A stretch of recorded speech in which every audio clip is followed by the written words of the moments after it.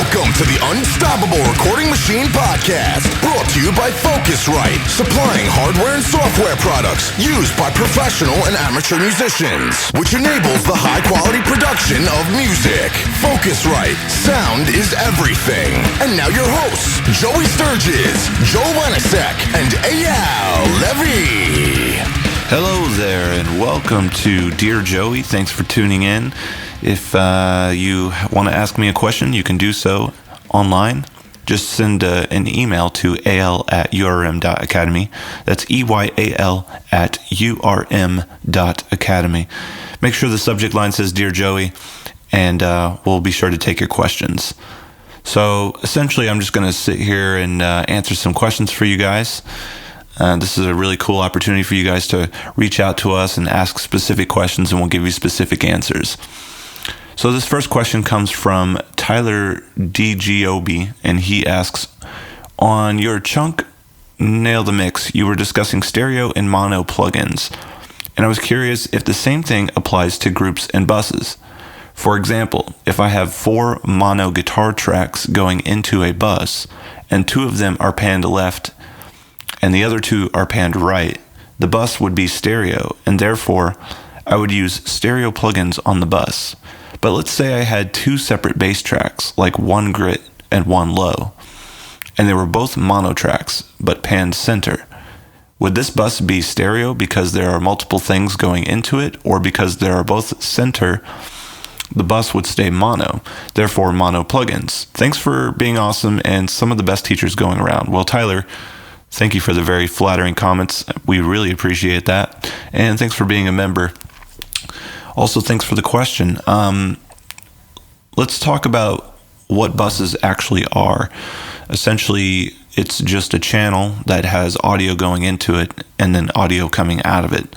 Very similar to an audio channel, except that buses tend to don't have a way to actually record any actual data. It's a pass-through channel. So with an audio track, you put audio into it, and then you record it, and then it plays back the audio, and that's the output.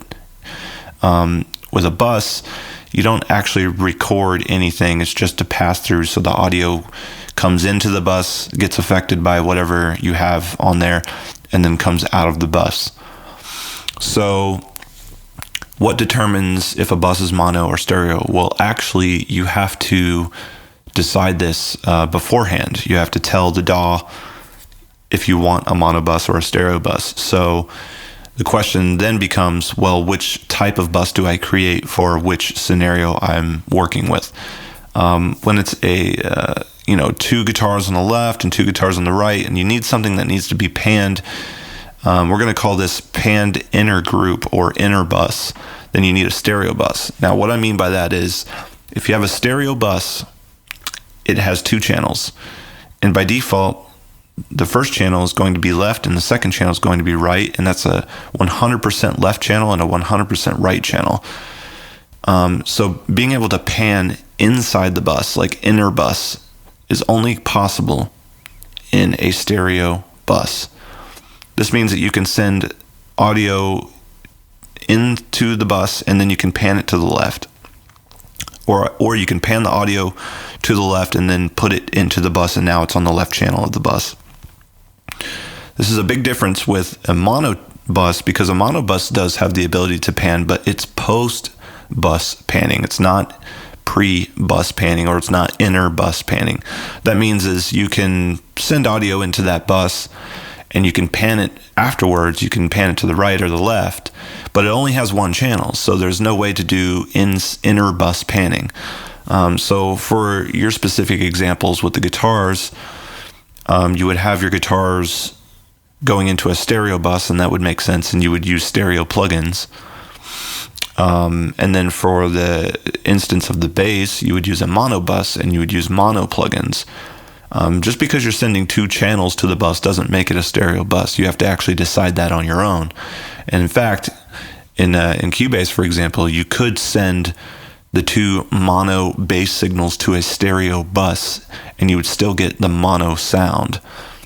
And that could be confusing to some people, but basically all you need to understand is if you're starting with mono data, you're going to end with mono data unless you use a plugin that turns it into stereo data, which is possible. You can use like a reverb or, for example, Joey Sturgis Tone's side widener, and that would allow you to essentially create a wider sound, and you're basically fabricating a left and a right channel. Now, if you were to send both of the bass tracks to a mono bus and then use a stereo plugin on that mono bus, essentially what you would get is, if it was a reverb, for example, you would get the mono version of that reverb. So pay attention to what your starting tracks are, your sources. Are they mono? Are they stereo? Are they panned, inner bus? And then make your bus decisions based on that. And also make sure you choose the right plugins. I've seen many times where a guitar lead, for example, is coming into a mono bus, and there's like a stereo reverb on there. And it's funny because then it sounds mono. So you're kind of contradicting yourself there. Thanks for the question, Tyler. Next question comes from Ivan. He says, "Hey Joey, I'm starting a project with other musicians in my area. We're from Spain.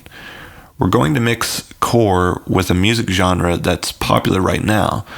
They haven't been used together yet, but it has the potential to be one of the main genres in the core music scene in a few years. We're currently writing music, and we want to take all the time necessary to do everything to the best of our abilities. When we finish recording the album, we want to do a marketing campaign and some professional music videos before releasing it so that we can build a proper fan base. We're basically willing to do anything to make this project successful.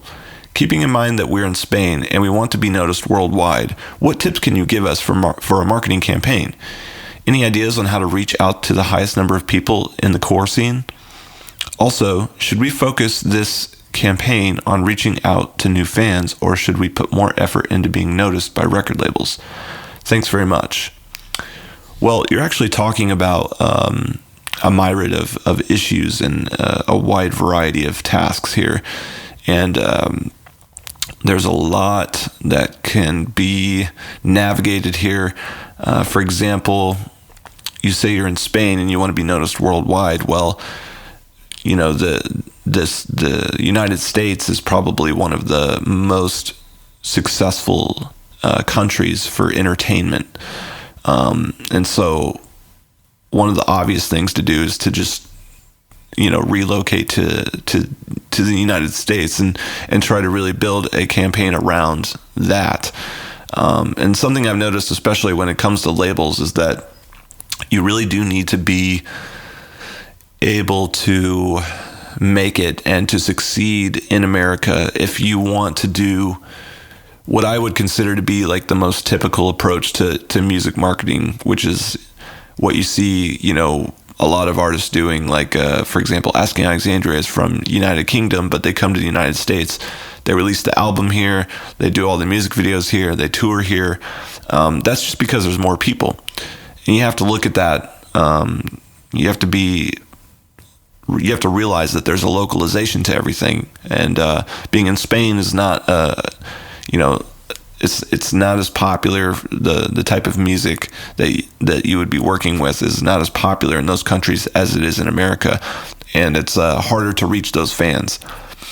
So on the subject of marketing, the big thing that you want to do is you want to be able to have a story to tell, and the story needs to be something that's exciting and something that's new and something that's engaging.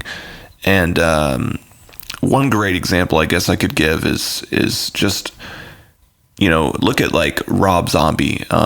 He's into horror films. He has this crazy stage show, and he has a cool story. If you go check out any history on him, this is something that is a big difference between these mega artists versus like these local bands, is that the local band or a new band or whatever you want to call it tends to not really have a very exciting story.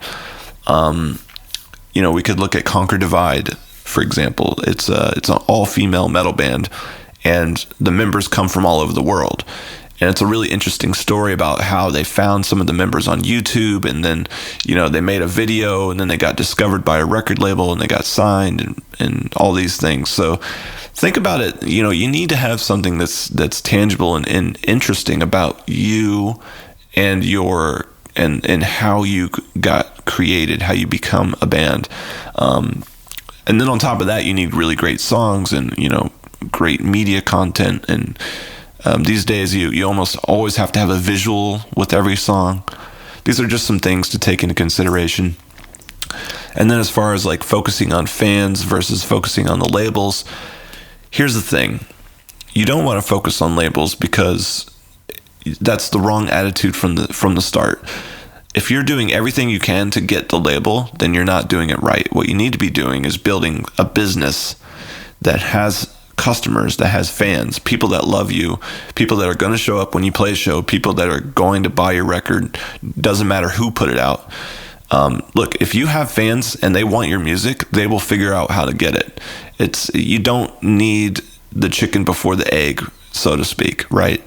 The big thing to focus on is building a business that's profitable, creating fans, which become customers, and just continuing to drive that and progress that as much as possible to the point where labels need you in order to succeed.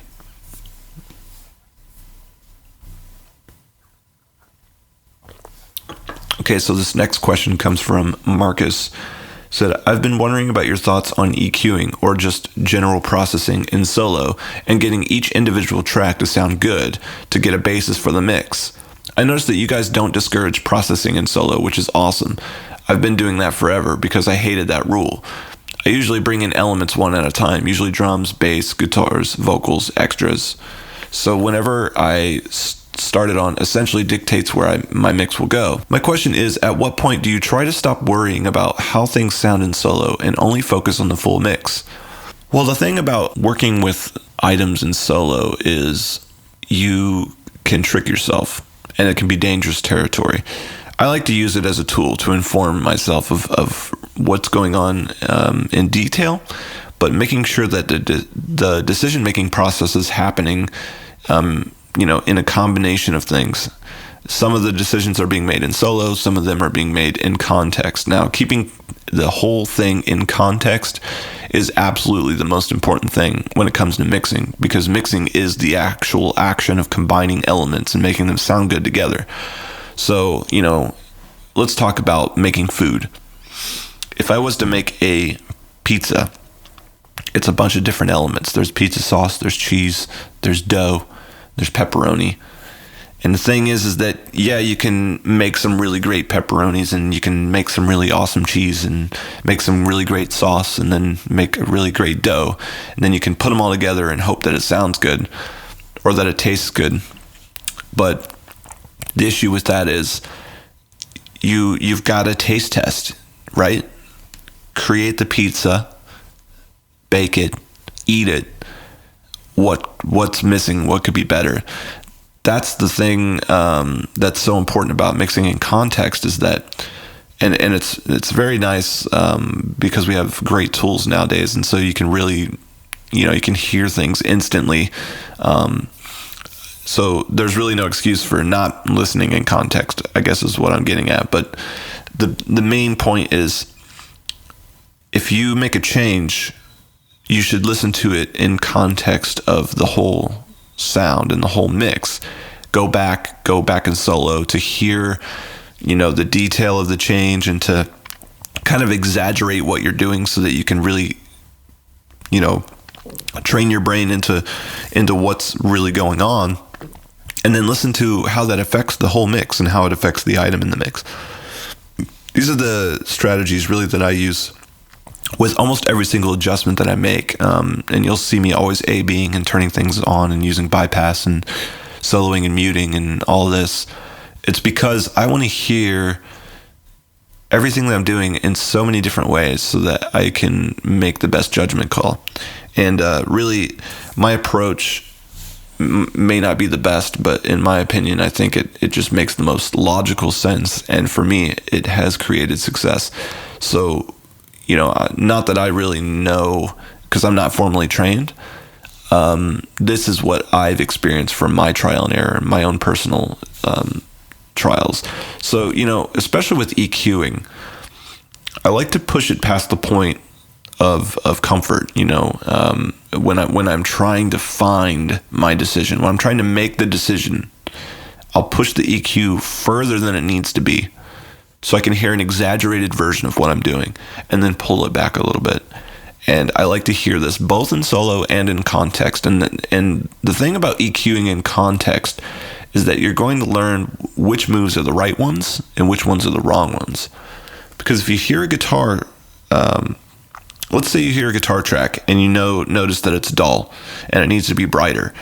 Your first instinct is to reach for a shelf or a wideband adjustment or something like this and make it brighter, and you turn it up a little bit and you're like, oh, that sounds better now. But when you listen to it in context, you can notice, and a lot of times, especially in mixes that are very dense, you'll notice that guitar disappears pretty quickly.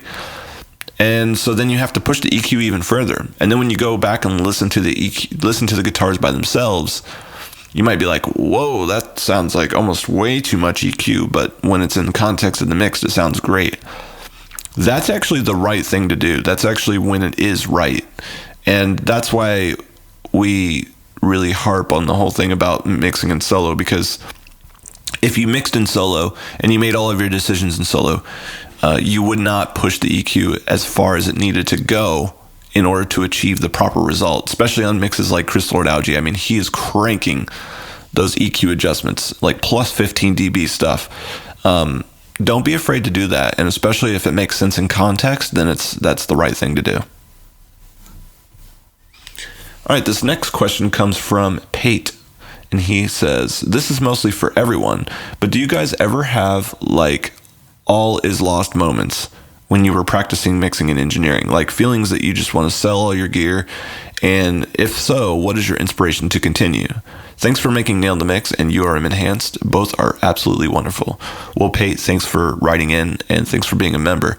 I think everyone experiences these kind of thoughts and feelings, especially when it comes to doing something on your own. And that's what we're all here to do. Is we're all here to start a studio or record our own band or to write great songs and make them sound good or run a business, whatever it is.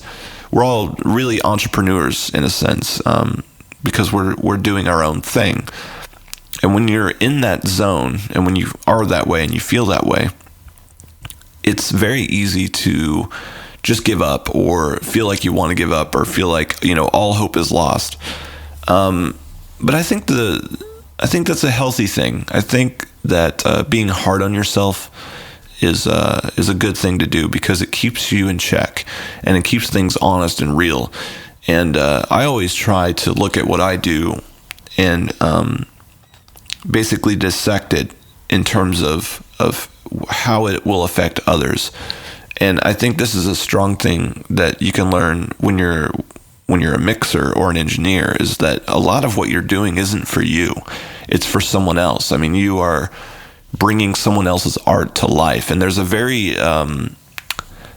selflessness feeling to that. There's sort of a, you're giving yourself, you're giving your skills and your talents to someone else's wants and desires and needs. And I think the more you focus on just being a great service provider and just being a great person when it comes to the industry and how you interact with people and how you focus your talents and your decisions, that's when you really start to unlock the longevity of it all.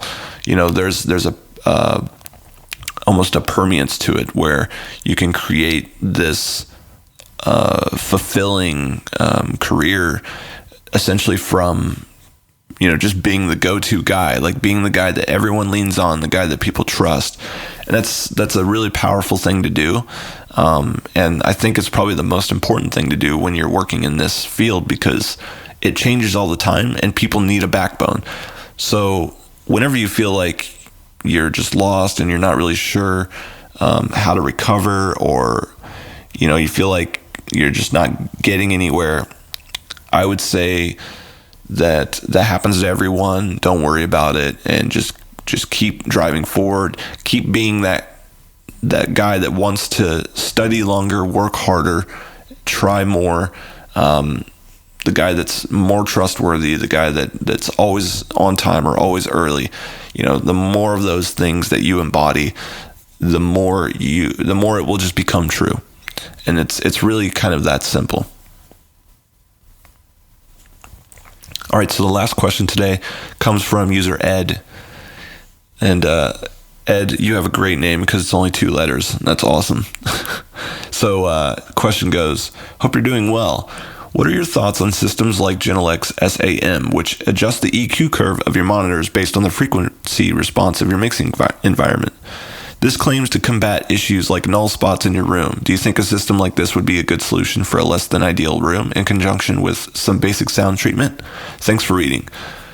Well, I think that I've never really seen these systems make a large difference in my experience, but at the same time, my experience isn't traveling to thousands of rooms in the world and like hearing all these different things. So I'm not necessarily the best person to speak about this, but I can say that I've always worked in spaces that are less than ideal, and I've never made any EQ curve adjustments to contradict the room or to try and improve my listening environment.